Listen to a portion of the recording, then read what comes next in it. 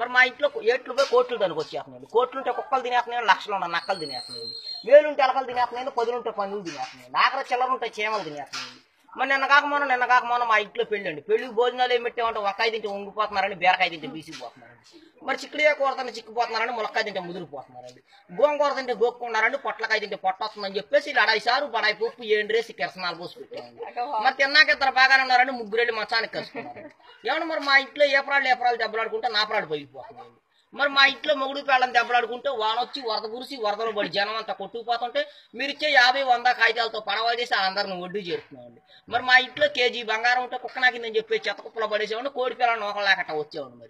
మరి మీరు ఒక 50, 100 ఇస్తే పోతా కాకినాడ వెళ్ళి కాఫీ తాగి మీ అందరి పేర్లు అక్షరాలు లేకుండా ఈనాడు పేపర్లో ఇచ్చేస్తామండి.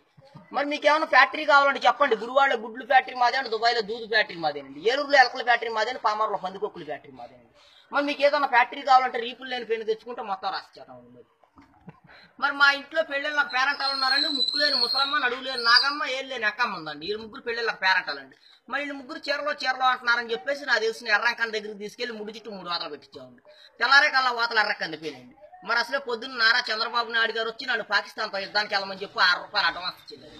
మరి వాళ్ళు ఇచ్చిన 6 రూపాయలు అడ్వాన్స్ తీసుకొని జీడిపప్పు అంత జీబు వేసుకొని తూటికారం తుపాకి తీసుకొని బయలుదేరండి. మరి జీడిపప్పు అంత జీబులో డీజిల్ అయిపోయిందని చెప్పి జీబు వెళ్ళిపోయి చెరువులో పడిపోతే నేను వచ్చి మీ ముందు పడిపోయింది.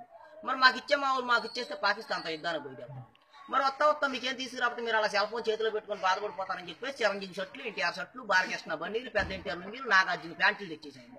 మీకు తెచ్చి అక్కయ్య గారు ఫీల్ అయిపోతారని చెప్పేసి సూర్యకాంత్ చీరలు, విజయకాంత్ చీరలు, తమ్మన్న చీరలు, అనుష్క చీరలు, శ్రీదేవి చీరలు తెచ్చేయండి. మీరు ఒక 50, 100 ఇస్తే పక్క కొట్లో వెళ్ళి టిఫిన్ చేసి వస్తామండి. ఈరోజు విమానం నుంచి బట్టలు దిగిపోతాం. మరి మేము మీలో పెద్ద డాబాలు కడతామంటే కింద పునాదులు ఉండవు, పైన టాపులు ఉండవు. మా డాబాలు ఎప్పుడు గాలిలో ఎగురుతా ఉంటాయి. మరి తాటాకేస్తే గలగాలంటుందండి, ఇటుకేస్తే ఇరిగిపోతుందండి, జమ్మేస్తే జారిపోతుందండి, పెంకేస్తే పేలిపోతుంది, నాపరా వేస్తే నలిగిపోతుంది.